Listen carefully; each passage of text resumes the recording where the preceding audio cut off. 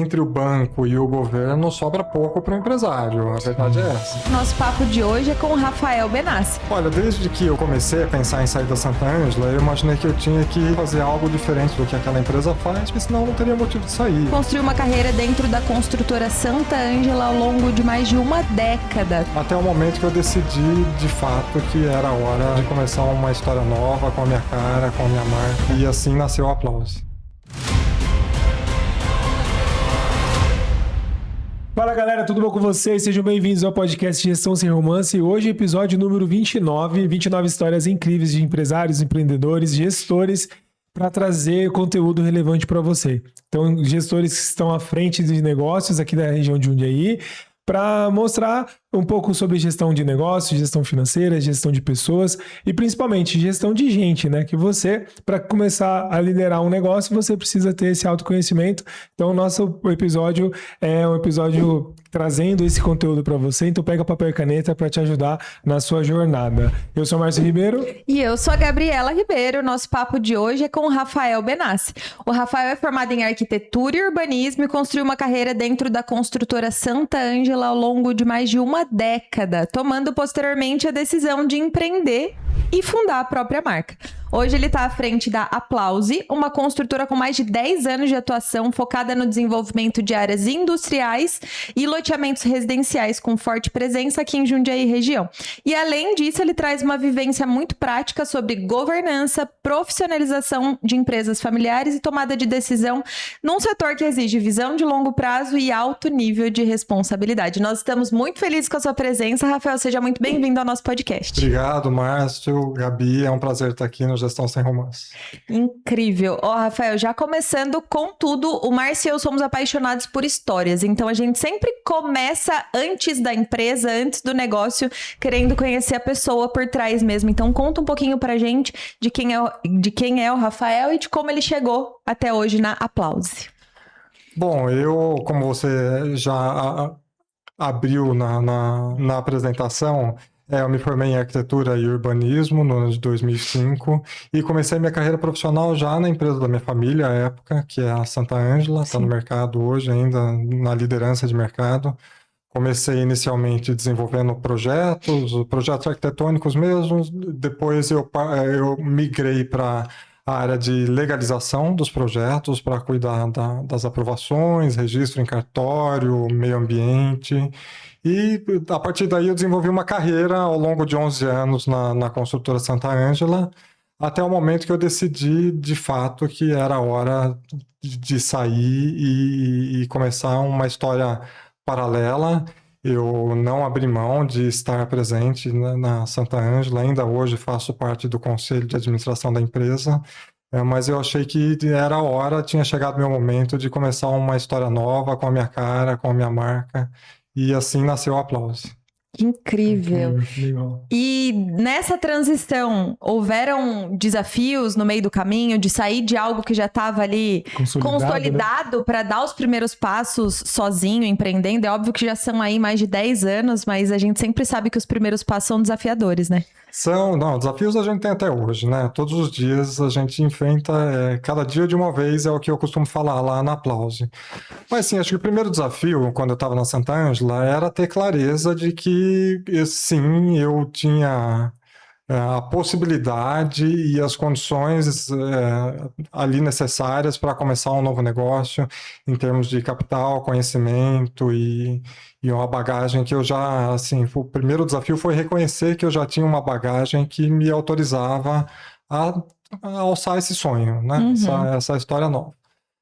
Depois, esse momento culminou também com o momento da Santa Ângela de profissionalização da gestão, implementação de um conselho de administração. A família Benassi, da qual eu faço parte, é uma família numerosa, são muitos sócios, e as coisas começam a se misturar em determinado momento da empresa, então a gente partiu para um movimento de profissionalização.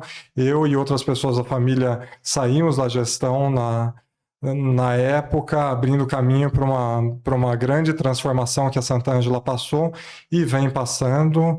E acho que foi super positiva a transformação, tanto para a Sant'Angela quanto para minha carreira, para o meu desenvolvimento pessoal aqui, foi muito importante.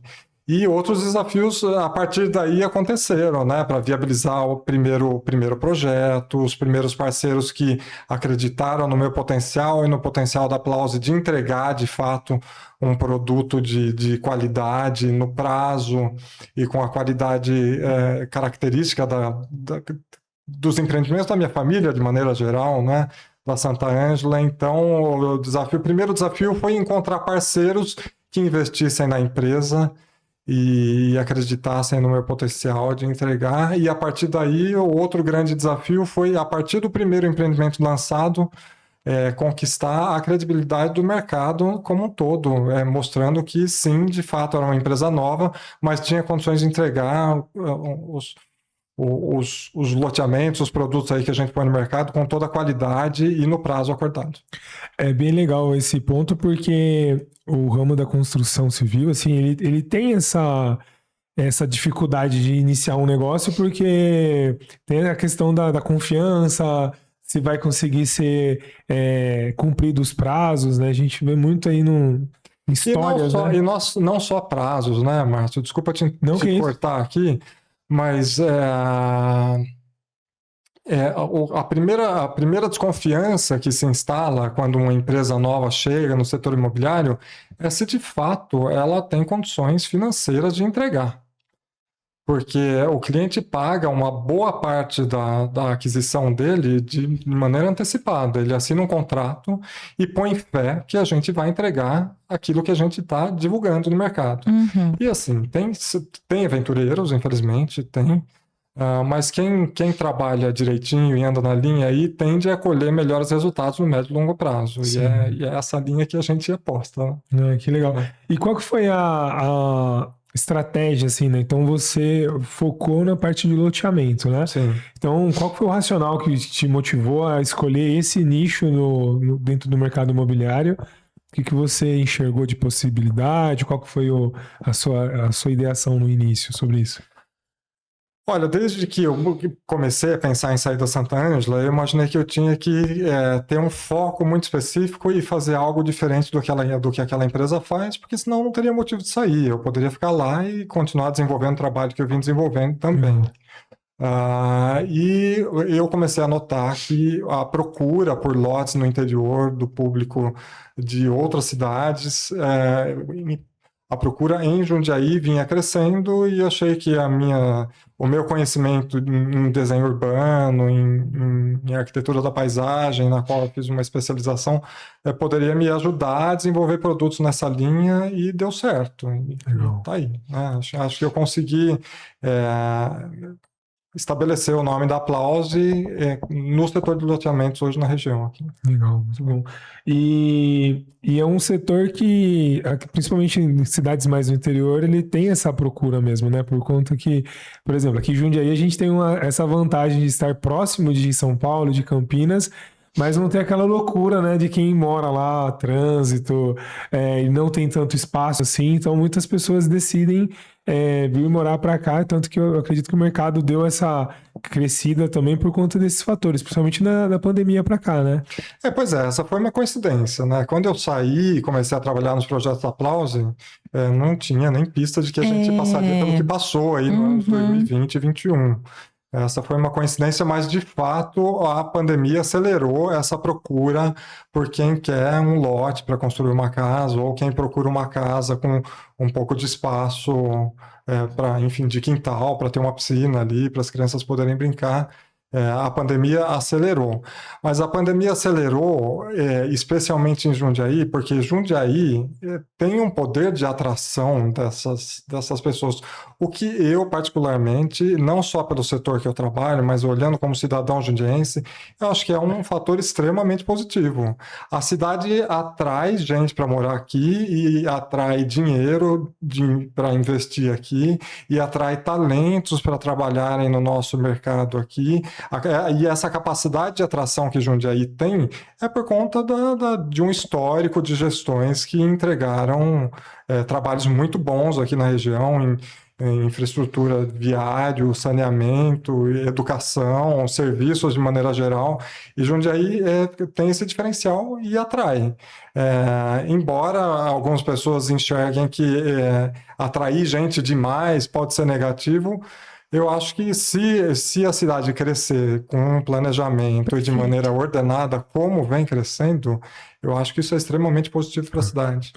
Tem mais dinheiro, mais circulação, mais movimento, mais talento, mais investimento, né? E Jundiaí sempre sai nesses índices de pesquisas ali de qualidade de vida, de melhores cidades para se morar. Sempre é bem ranqueado, né? Então, acho que isso é um positivo. Né? Nosso desafio é não perder isso daqui para frente. Exato, muito bom. E falando da pandemia para cá, teve essa aceleração, mas como é que foi para você tocar o negócio? Porque a gente viu os custos muito altos, tendo bastante dificuldade em algumas frentes. Como é que foi lidar com isso nesse período aí de inflação, de pandemia? Olha, juros altos? Durante a pandemia, eu estava atuando mais fortemente no setor de logísticas. Eu estava com uma obra muito grande no município de Cajamar.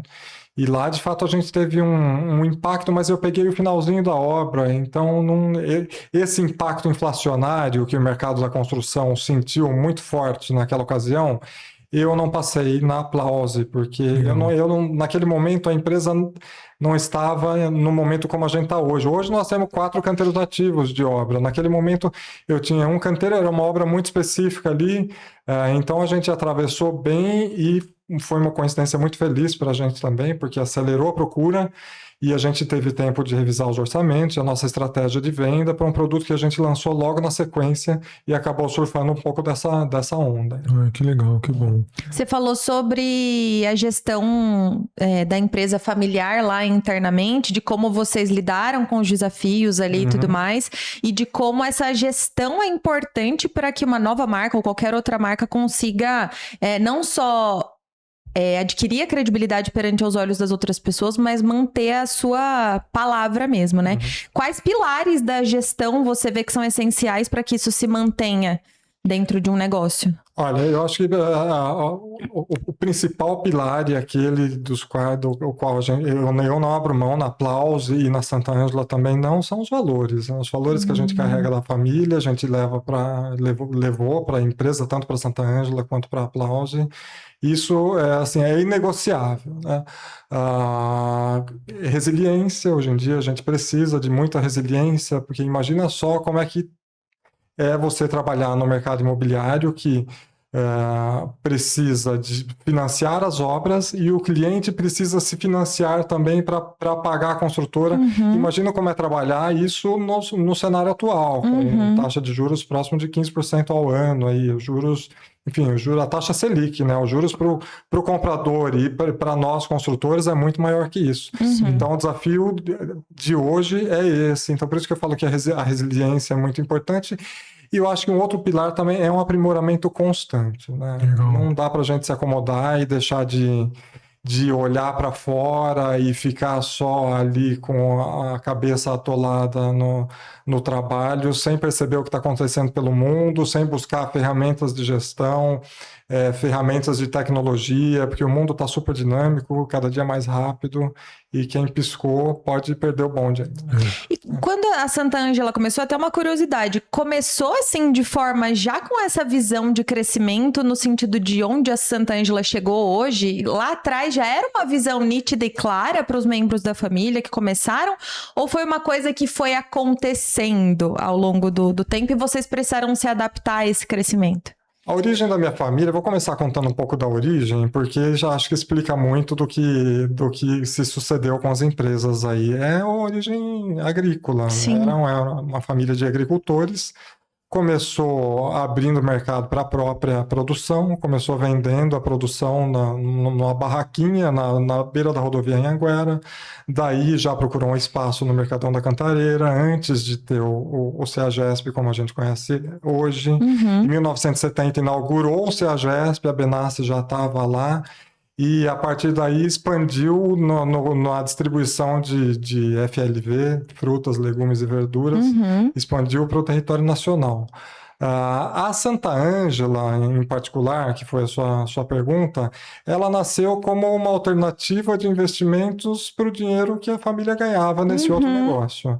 Mas de forma muito incipiente, construindo uma casinha para vender, depois veio o primeiro loteamento, o primeiro prédio aqui na Praça da Bandeira, mas não, ninguém tinha clareza e ninguém tinha uma estratégia muito clara, não, e eu acho que a história dos empreendedores é muito parecida de maneira geral. Então, assim, primeiro vai abrindo espaço com os cotovelos, depois vê o que acontece, né? É bem legal isso, porque tem gente que às vezes, tipo, fica esperando o momento perfeito, né? Não, eu só vou fazer se for algo grandioso, né? Tem que ser um negócio bem estruturado, senão não vale a pena começar.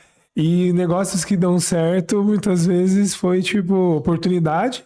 Ó, tem uma oportunidade aqui, eu vou pegar, vou agarrar ela, vou fazer acontecer. E aí, conforme você vai andando, o caminho vai abrindo e aí é uma multiplicação, né? E uma visão de crescimento de um ou mais membros que são líderes da família, pelo menos naquele momento lá atrás, né? Porque eu ouço a história e penso muito na minha família. Eu não sei nem exatamente detalhes da história, mas na Vila Rami ali, minha mãe fala, ai, aqui era terreno do seu avô, aqui era terreno do seu avô, aqui vendeu pra não sei quem, aqui vendeu pra não sei o que lá. Eu falei, menina, mas não era pra nós estar com um monte de terreno, um monte de coisa hoje em dia, né? Mas brincadeiras à parte, a visão de expansão, de investimento e tudo mais de quem liderou a família naquela época fez com que as coisas caminhassem. Diferentemente, por exemplo, na minha família, que a visão talvez foi, ou não tenho condição, ou não tenho mentalidade para expandir isso daqui, eu vou vender. Na época, meus pais disseram que queimava por preço de banana. Então, acho que foi muito importante. Lá na época, realmente, quem começou a plantar a ideia e fazer as coisas fomentarem. Era muito mais difícil, né? Sim. Não tinha capital, tinha muito pouco capital, né? Só a força de trabalho ali, alguma inteligência e contatos e valores, que foi o que eu disse, né? A gente ouve histórias de pessoas que, comprei lá a casa do seu tio, assinei num papel de pão, literalmente. Aqui tá válido, depois você me paga, eu te entrego, e era tudo muito na base da confiança. Obviamente o mundo era outro também. Sim, exato. Não dá pra não dá. ter assim hoje, né? E eu acho que cada geração da família enfrenta seus desafios. Aí. Esse movimento que a gente fez na Santa Ângela, dos membros da família se afastarem e buscarem uma estrutura de governança, eu acho que esse foi o desafio da minha geração. E a próxima geração, que eu já tenho, os filhos dos meus primos já passaram dos 40, alguns já. Eles têm outros desafios, né? Sim. É dar continuidade a esse processo de sucessão e não deixar a peteca cair. Faz muito sentido isso. E como é que foi você, então, pegando essa transição, né, de uma gestão familiar mais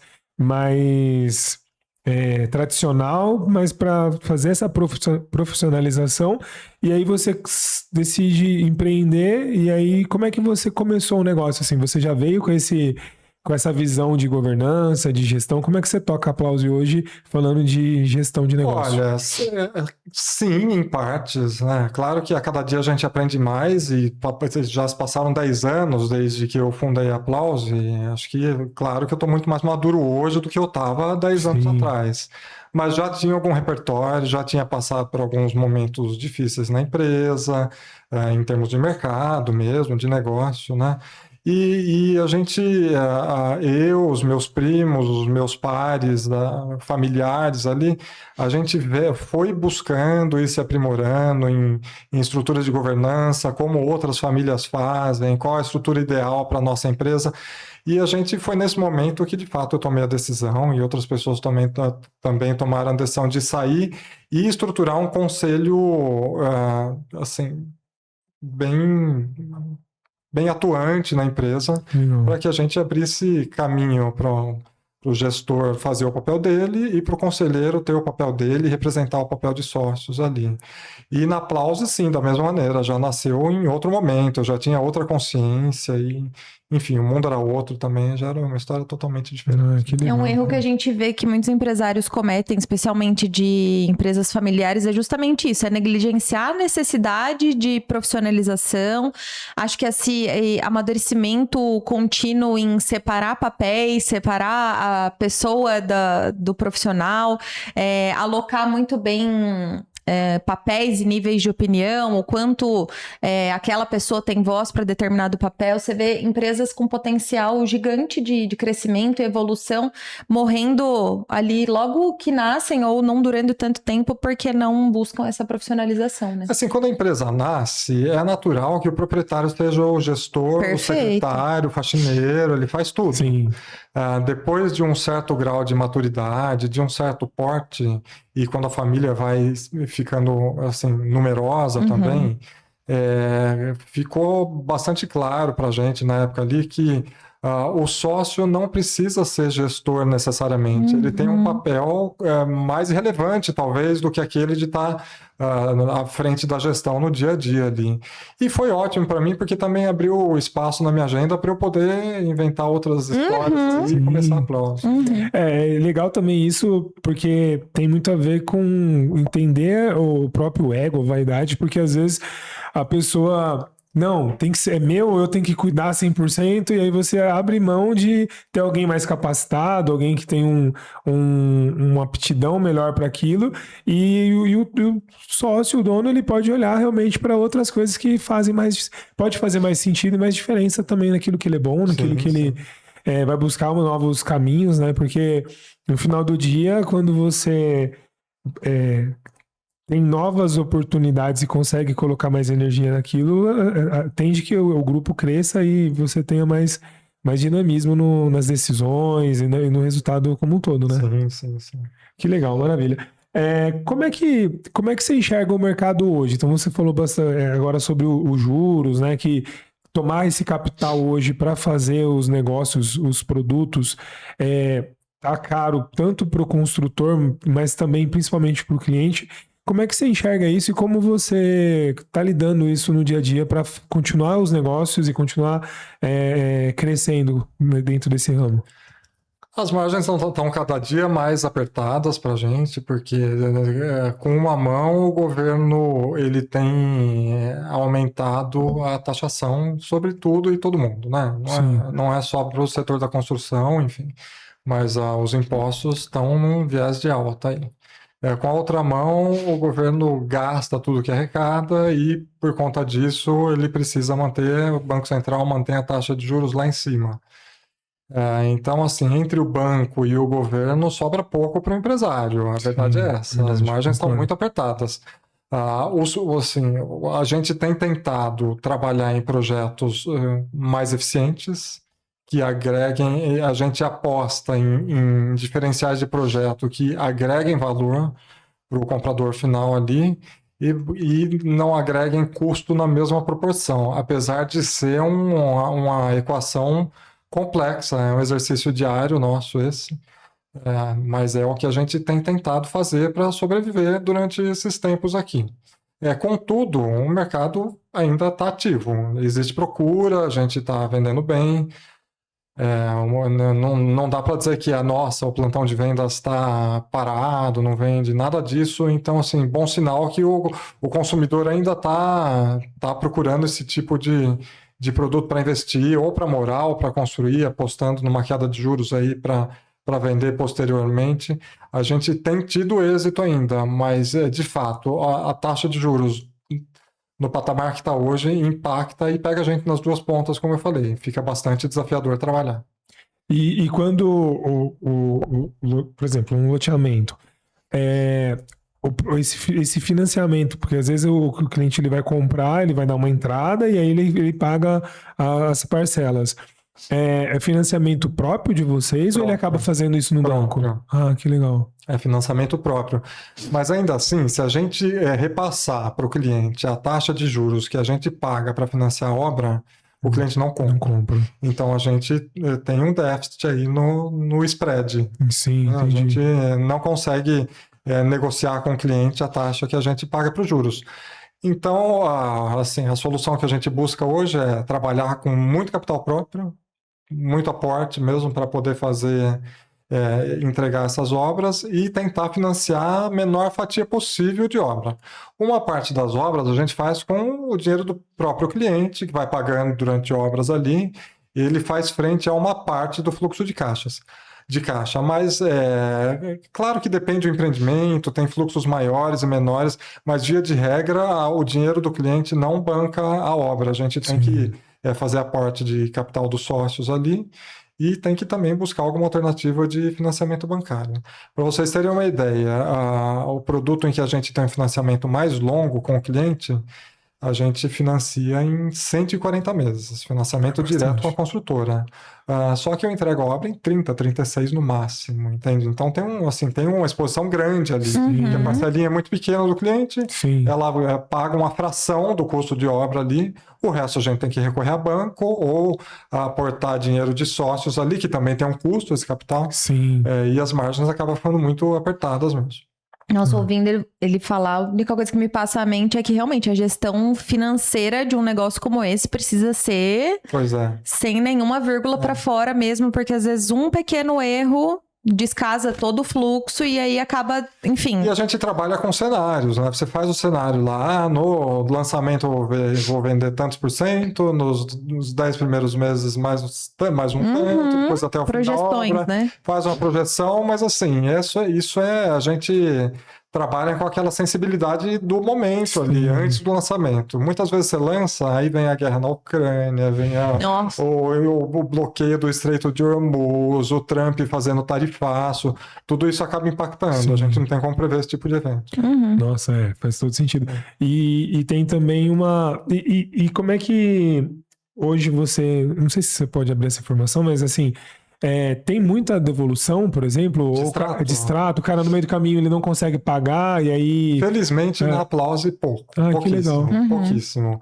E muitas vezes o cliente comprou um imóvel de maior valor, ele também não quer destratar e ele prefere trocar por um imóvel de menor valor, a gente tem esse tipo de negociação. Que legal. Então, porque também é um outro fator que pode impactar Pois se ele perde o emprego ali no meio do caminho, é que hoje nós estamos vivendo um cenário de pleno emprego, praticamente. Sim. Né? A gente nunca sabe como vai ser amanhã, né? Se tiver uma onda de recessão e desemprego aí sim os extratos tendem a crescer. Que legal. Mas esse é um número que é bem sensível em alguns negócios, né? Bastante.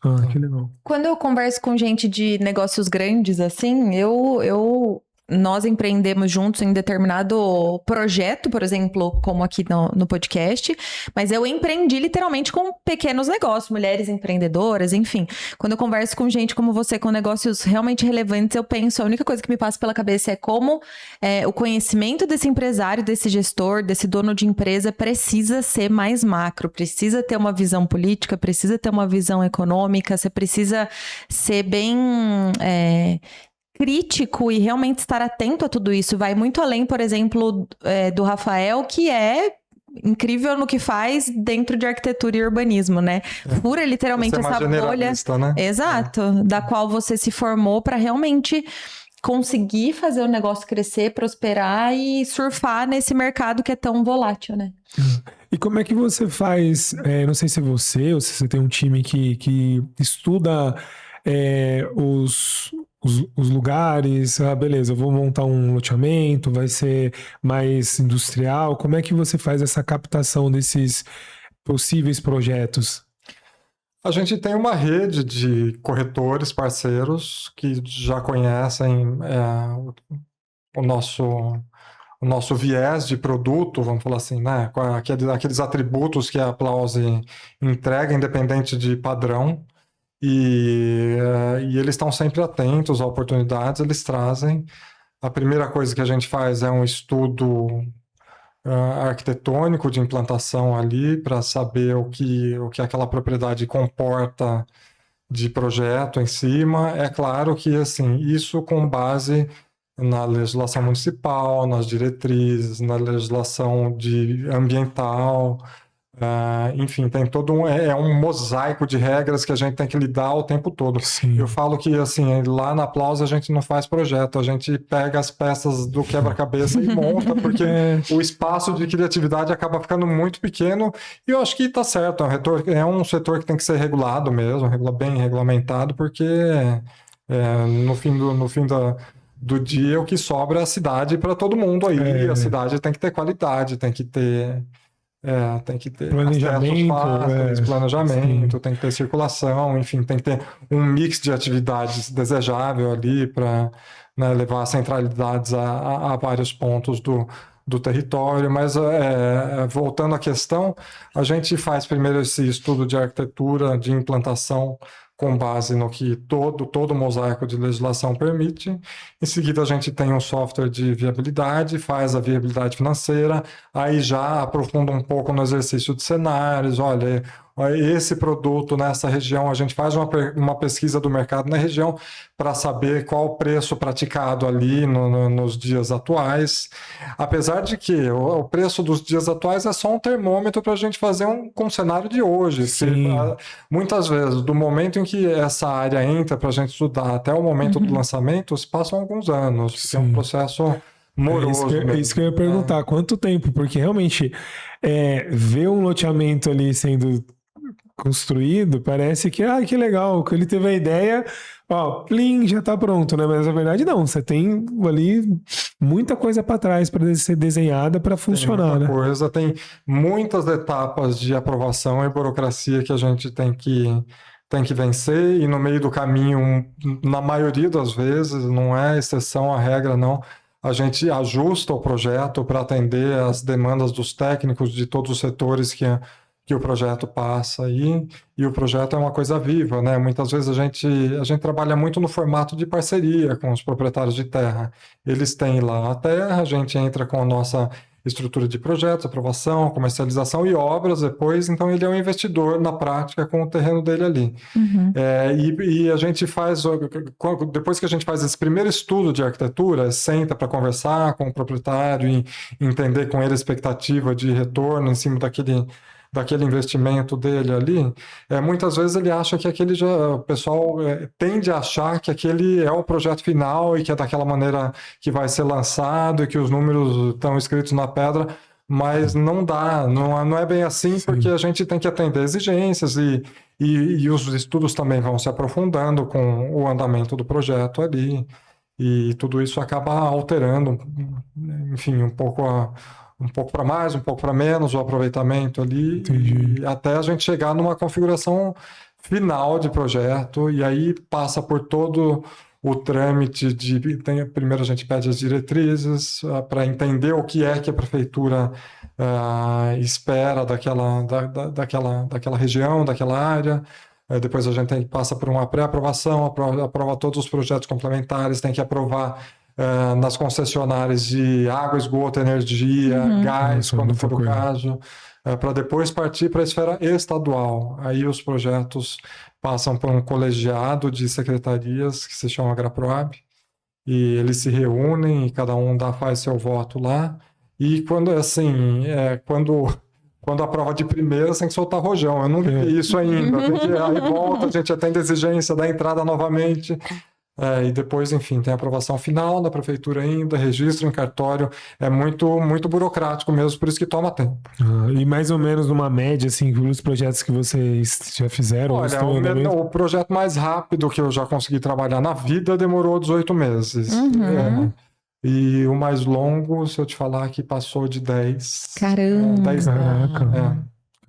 E tem a questão, às vezes, antes de você fazer tudo isso, você precisa ajeitar o imóvel, né? Porque às vezes a matrícula... Não, tudo isso faz parte desse processo. Na maioria das vezes, aliás, a matrícula não está regularizada. Porque às vezes é família, e alguém já herança da herança da herança, e até conseguir ajustar. Ninguém registrou inventários, tem que registrar 10 inventários até chegar no inventário atual.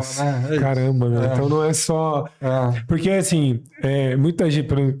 De fora, às vezes a pessoa olha, nossa, deve ser rentável, né? Você comprar ali Às vezes você pode comprar uma terra ali que ela é meio rural, aí você transforma ela, faz a alteração, né? Então isso aumenta o valor do imóvel, mas a pessoa não entende todo essa parte que é sem romance, né? Para você desenhar tudo, organizar e deixar pronto para realmente ser lucrativo, né? Quando a terra é rural, a gente, na verdade, nem olha, porque não é decisão nossa se a terra é rural ou urbana, é uma decisão política e eu não Entendi. interfiro nisso. Tá. Então, assim, eu pego terra zoneada como urbana já, para trabalhar. Mas, de fato, esse negócio imobiliário, no geral, não só de loteamento, mas quem faz incorporação de apartamentos também, é um negócio de ciclo financeiro muito longo. Se você é contabilizado, o primeiro aporte, até quando você tem o retorno, se passam muitos anos. Então, por isso, a margem, muitas vezes, ela é maior do que outros negócios. Se for comparar lá, o negócio de distribuição de FLV, a margem é super apertada, super comprimida. Mas o ciclo é muito curto, né? Comprou, vendeu, se não nesse mês, no mês seguinte, realizou, acabou. O negócio imobiliário ele tem um ciclo muito longo mesmo. E no momento de juros como esse, muitas vezes fica inviável. O negócio de ciclo longo não se sustenta com juros tão altos. Eu ia dizer, em termos de porte, a Aplause hoje conta com quantos colaboradores? Como que é a estrutura? 45 colaboradores 45. na Aplause hoje. Mas as obras, a gente não usa mão de obra própria. Sim. 100% empreitado, em todas as frentes são empreitados. A estrutura que a gente tem de obra é a estrutura de gestão de obra mesmo, que ele é um engenheiro, mestre, contramestre, um encarregado para rodar o campo ali e fiscalizar a obra dos empreiteiros, né? A nossa estrutura ela está mais concentrada em projetos, que é o core do nosso negócio ali, e depois tem a gestão da carteira, tem uma estrutura comercial, marketing, mas a maior concentração está no setor de projetos. Incrível. Que aí é mais gestão, né? Porque a operação também, ela, assim, cada um tem o seu nicho, né? Mas aí gerenciar muito, você ter que entregar 100% todo o processo, seria muita gente para gerir. E assim, o nosso setor de loteamento é infraestrutura. Precisa de equipamento pesado. Então não faria sentido para mim imobilizar esse capital todo em máquinas, enfim, escavadeiras, acabadoras de asfalto. Tem um universo de equipamentos lá que seria um investimento muito alto e não faria sentido imobilizar. Então a gente fez essa opção mesmo por investir em gestão e contratar as obras. Né? Nossa, mas é muito legal esse ponto de vista, porque às vezes tem empreendedor que ele fica meio emocionado, querendo, eu quero tudo meu, né, para gerenciar e ficar mais dentro de casa. Mas às vezes a conta não fecha, né? Porque é um risco muito grande, porque você vai imobilizar muito capital ali e aí qualquer variação que você tem no mercado, você está totalmente engessado, né? Você tem menos capacidade de ajuste, né? Pois é. E se a gente pega uma entre-safra de projetos aí, por algum problema político, burocrático, o lançamento demora mais para acontecer do que estava previsto. O ativo fica parado lá, né? O ativo parado é prejuízo. Muito bom. Perfeito. Eu preciso ser a gestora desse episódio, como sempre eu gerencio o tempo, mas acho que pra gente arrematar, você é uma pessoa de muita experiência no mercado dos negócios, né? Eu queria fazer 2 perguntas aqui pra gente arrematar, pensando que o público que assiste nosso podcast são empresárias dos mais diversos portes de negócios aqui. Eu queria saber de você 2 coisas. Principal erro que você vê que empresários cometem ou tendem a cometer, e o teu principal aconselhamento para essas pessoas. O principal erro que eu já cometi, inclusive, não vou falar da maneira que as pessoas cometem, falar que eu já cometi, foi entrar num negócio, num investimento, sem me aprofundar muito antes. Então, eu acho que assim, é muito importante conhecer o mercado, fazer pesquisa, conversar com quem tem mais experiência que você, para evitar algum dissabor, algum prejuízo aí. E o aconselhamento, eu acho que vai na mesma linha, estar sempre atento ao que está acontecendo por aí, porque a gente, no fim do dia, aprende sempre. Todos os dias a gente aprende e se desenvolve, e eu ainda me considero ignorante em muitos assuntos. E estou tentando aprender também, mas, enfim, fica difícil a gente assimilar essa quantidade de informações que tem chegado até as empresas hoje, até os gestores hoje, mas o desafio hoje é ficar antenado na transformação acelerada que nós estamos vivendo.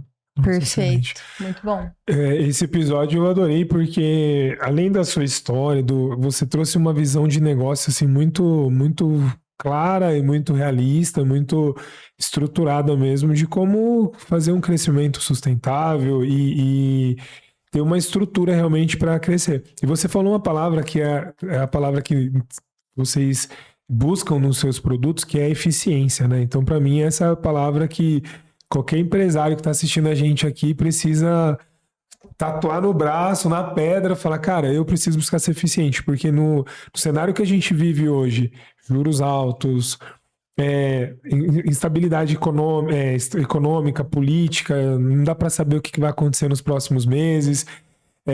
O empreendedor que não tem essa busca, né? Tipo, como fazer mais e melhor com o recurso que eu tenho, otimizar os recursos, porque nem sempre a gente vai conseguir aumentar a margem. Hoje, o cara que fala, não, o segredo para vender mais para ganhar mais dinheiro é fácil. Você vende mais caro, mas, pô... Quem compra?